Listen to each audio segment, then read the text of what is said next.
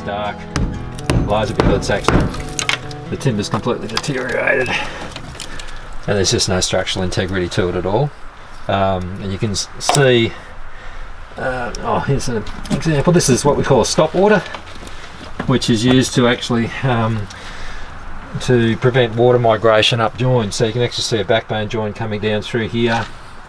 There's stop water there. There's another one in there, and these are generally a softwood which are driven into a like fairly tight hole, and they swell up and stop the water from migrating up. Side there you can see areas where I've knocked where the joins were. Yeah, right. It's just rotten. Like this is what was behind it.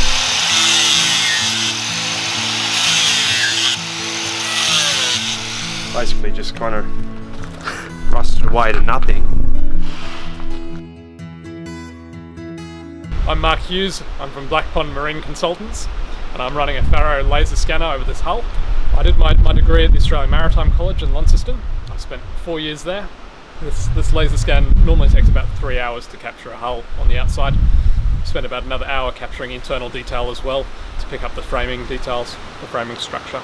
The machine is very fast in the data acquisition side of things.